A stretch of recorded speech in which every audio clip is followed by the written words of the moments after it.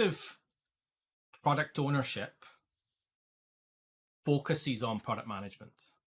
There's a kind of misconception that we're in some way replacing product management with product ownership, or that they're different things, right? They're absolutely not. They're exactly the same thing. So this is where product ownership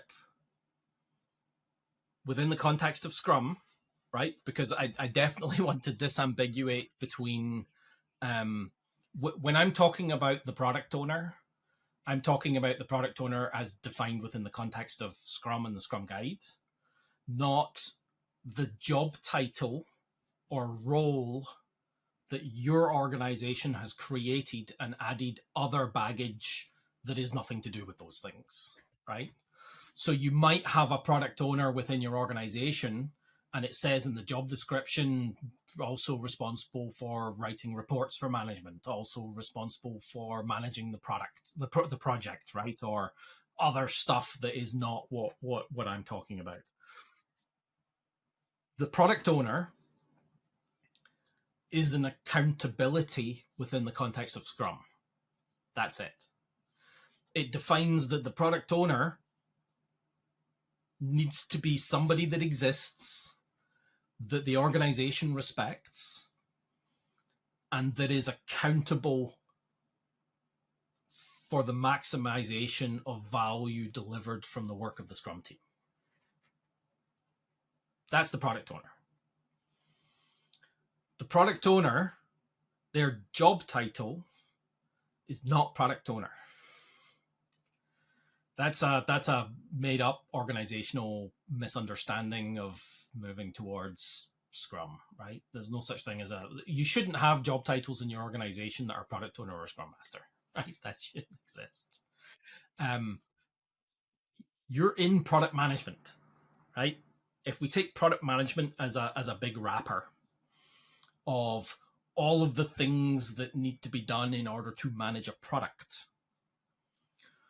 we're shifting the focus of that from a long-term, maybe we do a 2-yearly delivery cycle, right, towards a very short delivery cycle.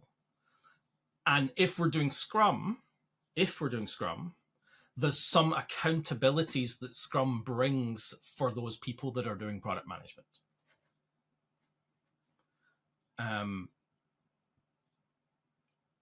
So one could say that the product owner is an aspect of existing product management that probably should always have been there in the first place, but maybe wasn't necessarily quantified enough to make it a viable thing.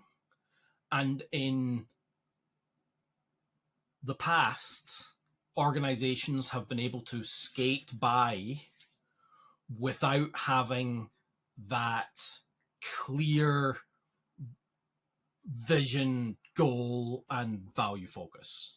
Organizations were able to skate by. Perhaps they had deep coffers built up from some product that didn't have any competitors that they made, and now we have lots of money, so it actually, we don't need to maximize, we just need to get by, or for other reasons, right? But as we move towards that shorter iterative cycle, it becomes more important to focus on value and less important to focus on more stuff, right? We're not maximizing productivity. We're not maximizing the number of items we deliver per time frame, because we kind of are, but we're not trying to deliver more stuff. We're trying to deliver more valuable stuff. And in order to deliver more valuable stuff rather than just more stuff, we need to understand what value is. And in order to understand what value is, we need to understand what direction the organization's going. And that's the foundation of product management. And product ownership is an accountability in Scrum. I think I've said this before. Scrum's like a mirror, right? The mirror just reflects what you're doing and says, why can't you do this thing that we think you should need? So the accountability of the product owner being maximizing the value of the work done by the Scrum team. Why can't you do that? What's inhibiting your ability to do that? That's why the product owner accountability exists. It's not a job title. It's not a job role. It's an accountability that forces product management to reflect on why they can't manage the product in this new context, right? Because we're moving from those long-term deliveries towards shorter and shorter deliveries for all products across all industries.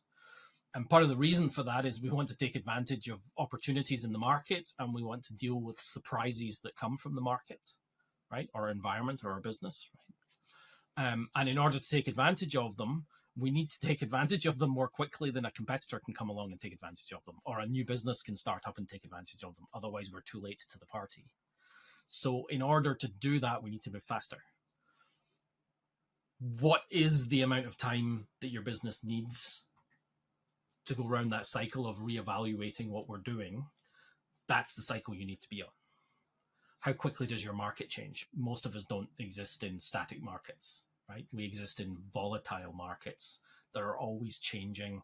The niches that our organization has grown to fit grow and contract on a regular basis. If they're growing and contracting on a regular basis and you're in one niche, you're going to feel that pain on that cycle, right? That's something that sometimes my business suffers from, where you've got that cycle of organizations having they're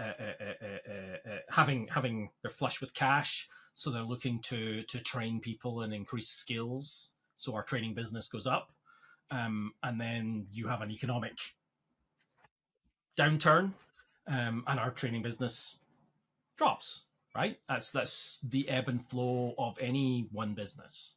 So how do you mitigate that? Well, you need to be, as a product owner, product manager, you need to be thinking about how do we open out new markets so all of the ebbs and flows of those different markets operate on different cycles, so that we maintain our ability to operate as a business without loss, by divesting our interests into lots of different areas.